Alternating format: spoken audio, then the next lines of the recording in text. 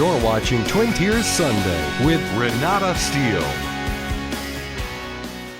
Hello and welcome to Twin Tiers Sunday on WENY News. I am Renata Stiehl, and this week I am joined by Christine Baze from the Yellow Umbrella Organization, and we are here to talk about a very important issue that affects women and men. It really does. We're here to talk about cervical cancer, what causes cervical cancer, the HPV virus, talk about the HPV vaccine, and the fact that, Christine, this whole issue is such a personal and important one to you because you're a survivor.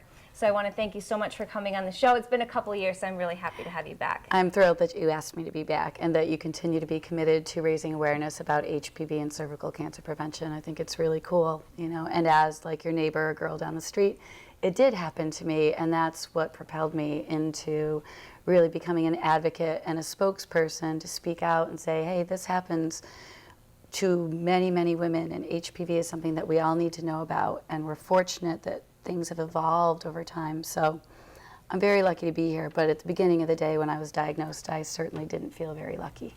And now let's talk about that, because no one expects a cancer diagnosis. And this one, I think in particular, really comes as a surprise. Now the good news is that there are more tools and things and technology out there now, and more women are surviving this type of cancer. But still, to be a young woman and find out that something's not right, and not only is it not right, but you have cancer.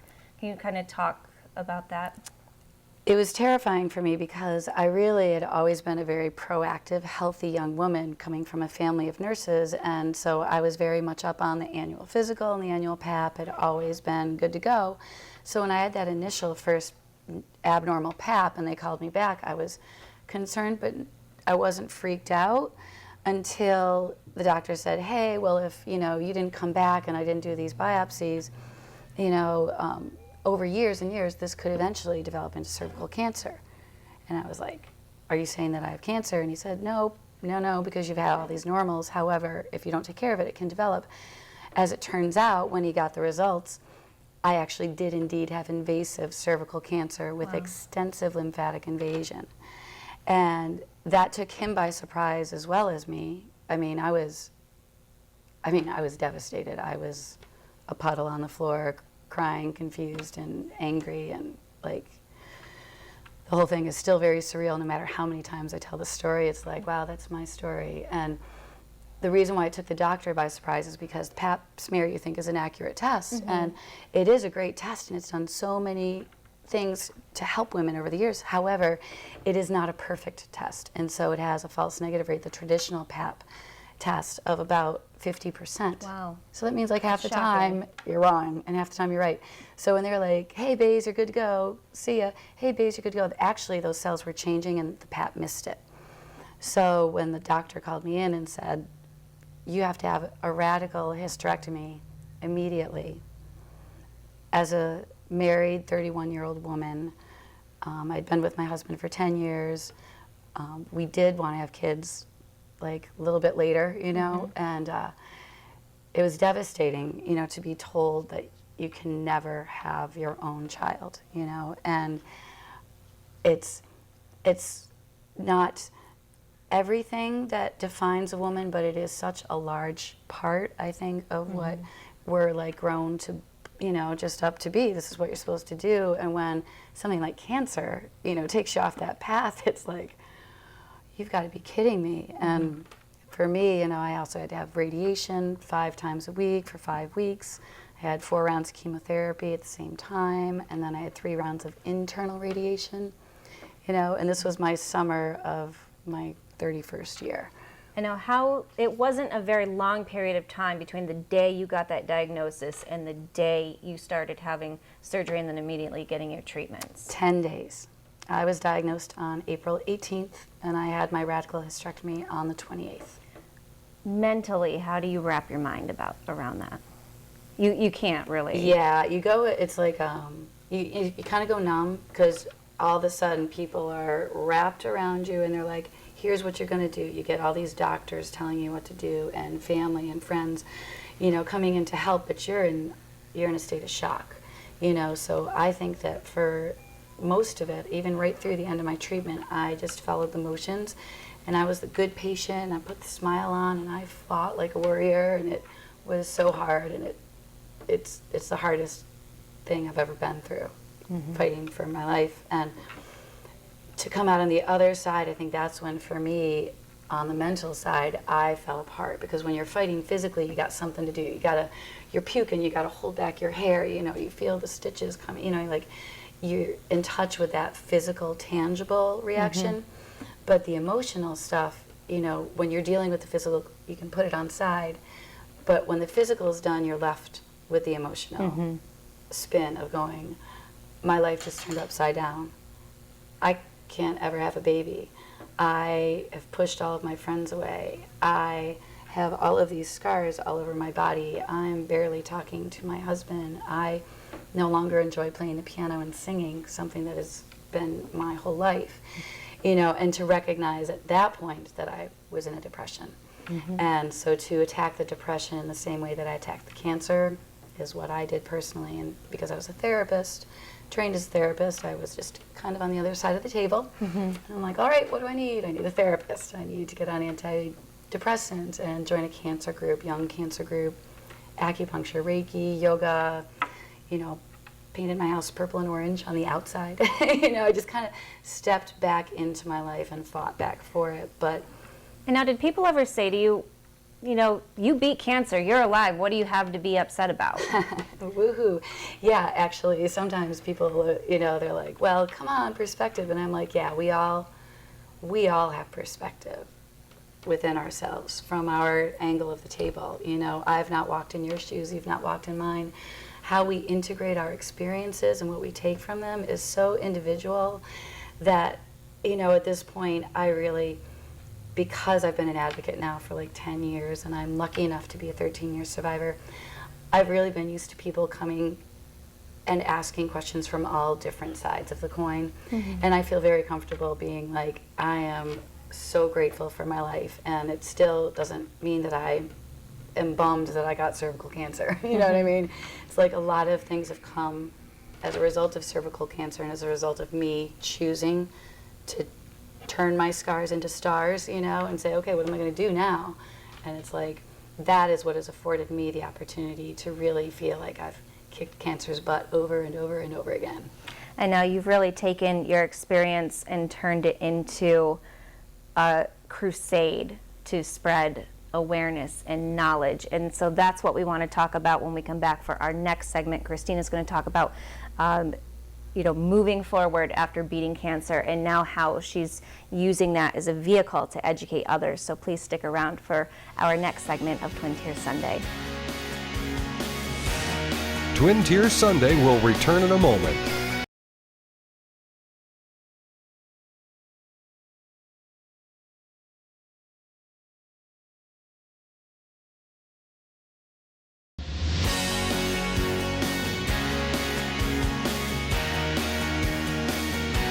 And welcome back to Twin Tier Sunday. I'm talking with Christine Baze, who is a cervical cancer survivor. And now, Christine, you talked in the last segment about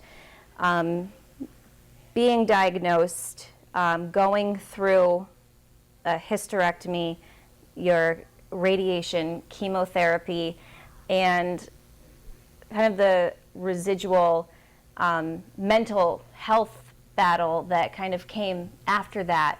And I know everyone processes things differently, and some people choose to really internalize some things. Some people are very, you know, take charge, and some people, I think it's a journey through the whole thing to really figure out, one, how mentally to process it, and two, how you're going to handle that. Moving forward. Moving how forward. do you integrate this experience, this trauma, into your life moving forward? Because you certainly don't want it to define you, and yet there's no way that you can't acknowledge the fact that it has forever changed your life. You know, you now see things in a different way, as I've gone through and met different cancer survivors, they're all beautiful because they've all fought the battle, and we all do take our own path post that. And for me, I knew very little about my cervix and the girl parts down there when it all happened. And, when I was looking at it all going, okay, so why did I get cervical cancer? And when my gynecologic oncologist explained to me that it was a result of HPV, the human papilloma virus, that is a skin-to-skin contact virus, 80% of everybody gets exposed to it by the time you're 50. So this is a virus that is out there, and it is not just about intercourse. It's like any intimate exposure. It's one person, one time, even without intercourse. And it's not only cervical cancer, but it's other cancers as well, including oral cancers. And so for me, I was like, wow, I had never even heard of HPV. This is back in like 2000, 2002. And so I was like, well, so HPV causes what? The cells to change on my cervix, and the PAP is supposed to catch that. I'm like, well, I always went to my PAP. I had 13 normal PAPs in a row, so what up? And she's like, that's where, PAPs aren't always right. And so unfortunately for me, I fell into that missed category year after year. They say about 5 to 10 years, somewhere in there. So when they got a more accurate liquid PAP test, that is what caught my cancer. So I was like, hey, shouldn't everybody be getting the best? And they were like, yeah. And I said, and what about this HPV thing? What do we do about that? And at that point, the FDA had just approved the first HPV test, which was a DNA test, and they were giving it to women 30 and up with their PAP test. So women don't have to do anything different. They still go into their PAP, and then the doctor takes the sample, puts one little thing in the PAP jar, one little thing in the HPV jar. And the benefit of that is that the liquid PAP still is not a perfect test. It still has a false negative rate of 20 to 30%. So the HPV test being a DNA test, it can detect the presence of the virus even before the cells start to change. So think about that. It's like if you know that you've got the virus, then you can monitor yourself more closely. The doctor will have you come in every 6 months. You will know not to blow off your PAP for 5 years. You know what I mean? You can do things to boost your immune system and eat better and try to naturally kick that virus out. So those two tools, I was like, I want to tell everybody. So being a musician and the dork that I am, I'm like, I'm going to do a concert and I'm going to talk about pap smears, and I'm going to do it through pop music, and I'm going to call it Pop Smear. And it worked. Like it was so cool how people were like, yeah, Baze, we want to help. So at the end of the day, I held this huge concert, and the media grabbed on and the bands grabbed on, and people really heard that, hey, it's important to go to the doctor, and ladies, you need to advocate for yourself and request the very best that is out there. So you need the very best PAP test, and if you're a woman 30 and up, you need to be co-tested with that HPV test and a PAP test. So the response was so positive that I got the opportunity to take the show on the road, and I ended up calling it the Yellow Umbrella Tour after one of my songs that I had written. And so I took the Yellow Umbrella Tour nationally around the country 3 years. Wow. With all kinds of bands, got to open for people like Sheryl Crow and Khaki King, Ben Folds, The Fray, just fun things, but all in the name of raising awareness about this particular HPV and cervical cancer. And then what happened in 2006, the vaccine came out. So Gardasil, the vaccine that stops 70% of the HPV that leads to cervical cancer. Like, can you imagine, Renata, if they had we knew what caused breast cancer. Exactly. And then there was a vaccine to stop 70% of that thing, we would be lining the streets in Absolutely, pink. everyone. You know what I mean? If we knew what caused prostate cancer, and we had a vaccine that would stop 70% of prostate cancer, you know that everyone would get accessibility to it. But when it comes to the HPV vaccine, even though it's been 7 to 8 years since that research has come out and that vaccine's been available, it still seems like there's a lot of stigma about getting the HPV vaccine. Yeah, and it's like, there's a twofold item there. It's like, there's the vaccine thing. So there's people that are just like, ooh, vaccines are bad. And it's like I totally advocate everybody making their own informed decision. And I just say make sure you're getting your information from people who have dedicated their lives to working on HPV and vaccines, as opposed to a former Playboy bunny or a presidential candidate that actually doesn't know what she's talking about. So that sets vaccines back because vaccines have saved hundreds of thousands of lives.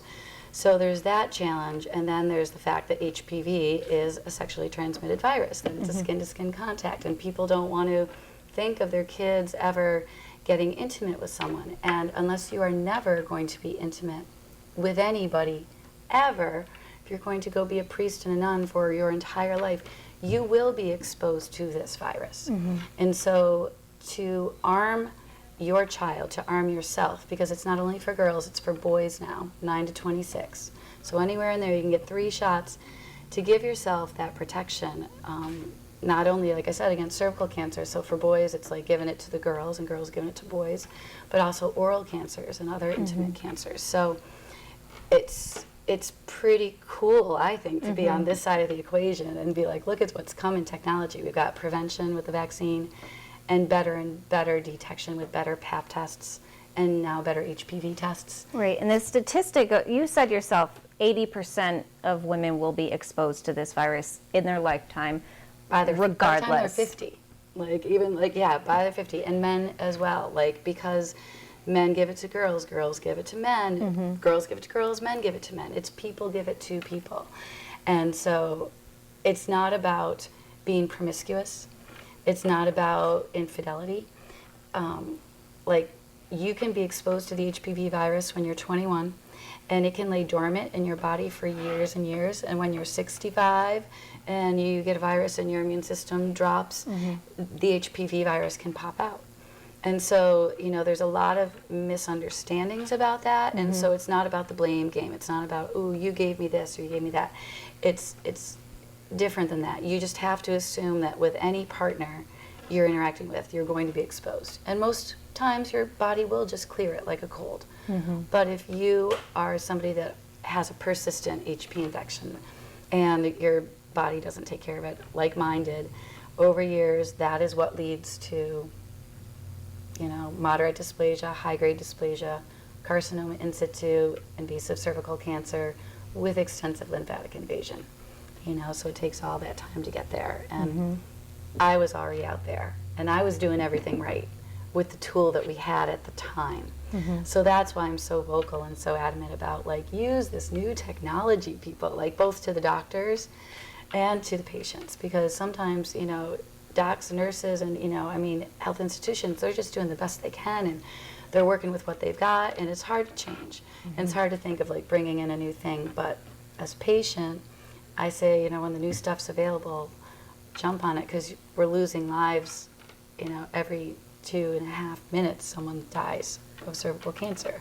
It is the #2 killer in the world of women. The vaccine in third world countries could save hundreds of thousands of lives, and so that's why I also travel not only to Elmira, where I'm from, but also nationally and internationally. Right, and a big part of that is going to schools and talking to kids, and I think your bluntness really helps get that message across. And so you were in the area recently talking to kids, so we want to talk about that for our last segment of Twin Tiers Sunday. Please stay with us. Twin Tiers Sunday will return in a moment.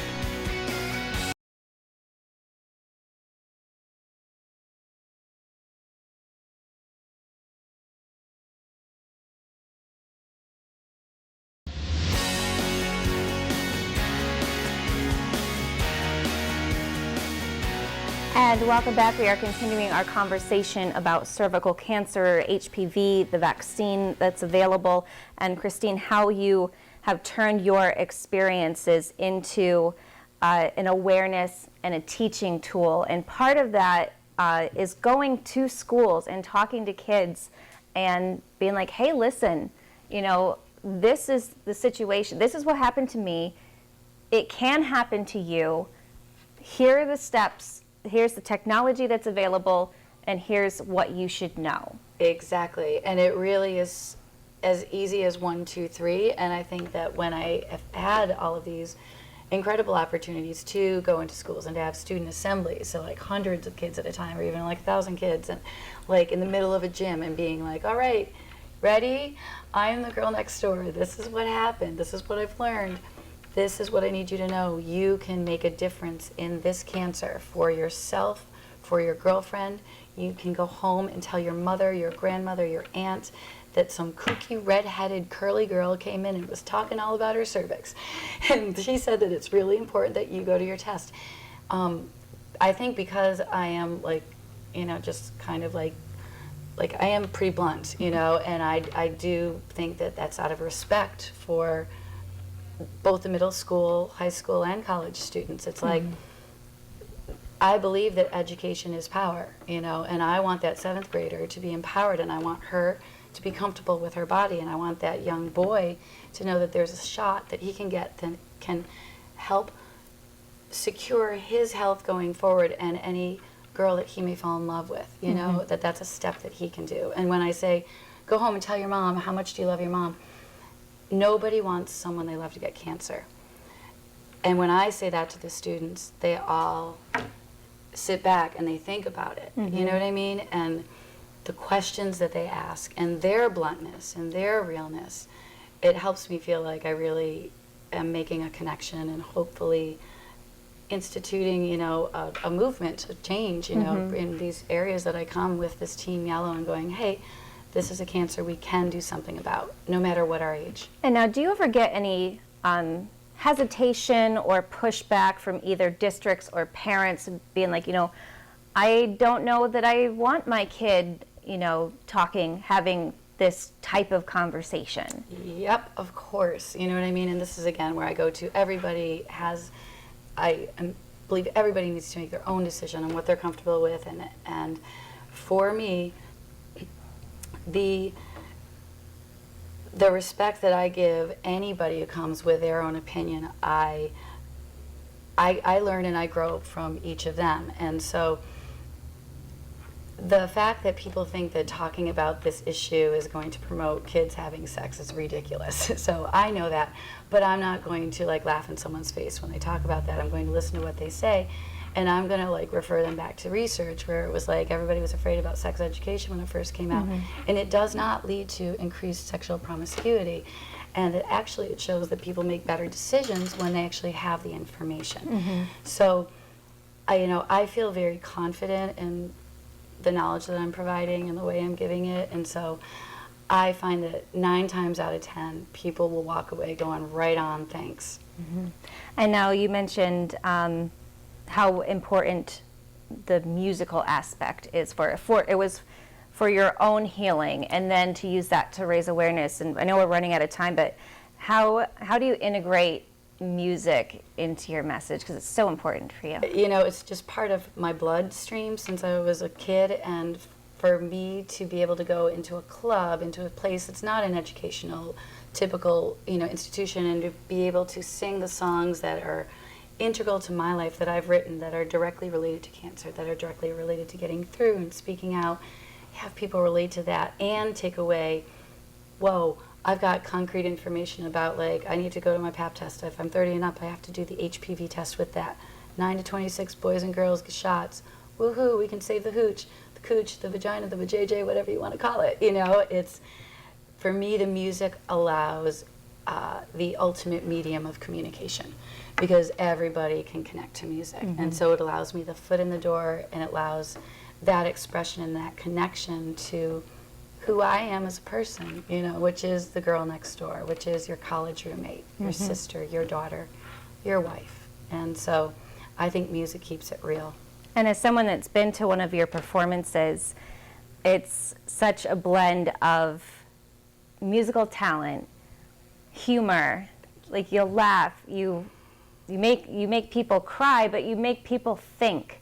Right. And I think at the end of the day, the people who walk away from those performances, it leaves a lasting impact on you. And it just goes to show how much of an impact music can have. Sometimes music is more powerful than just words, and you put the two together, and the message that you take away is just wonderful. I feel very blessed that I get to be a survivor and use my voice at all, and that I get to do it through something I love, music, and to have that actually like totally work, it's been magical. It's truly been. I know that after I felt so unlucky, I feel so very, very lucky and so blessed to have these opportunities, and you know, to have people like you continue to support and say, hey, you're a member of this community, and we want to keep spreading the word, because people are still getting diagnosed. People are still losing their fertility. People are still losing their lives. And the more that we keep talking about it, those numbers will go down, and this could be the first cancer that we eliminate. And I'm psyched that you're a part of it. And I thank you for letting me speak out. Well, thank you. And before we say goodbye, if people want to learn more about the Yellow Umbrella organization, they want to learn more about you, where you're going to be, and about your message, how can they do that? So the yellowumbrella.org is the main website, and then I also have Facebook. You know, so if you go to Facebook, you can go to Facebook, the Yellow Umbrella Organization, or my name, ChristineBaze.com, or Facebook, Christine Baze. We've got the Twitter thing a little bit. We've got a little bit of Instagram. You know, pretty much you can find us on social media, and we come back to this area quite a bit thanks to grants from like the Community Foundation of Elmira, Finger Lakes, and Corning area. It's like they're incredibly supportive, and we have the partnerships with the Y, and we always visit our friends at the Starlight, and so we will come back again and again as long as you'll have us. Wonderful. Christine, thank you so much for coming on the show again. And I want to thank you for joining us for Twin Tier Sunday. We really hope that you take something away from this episode. You've got such a wonderful story and a powerful message to share, and we hope everyone enjoyed the show. So please have a wonderful Sunday.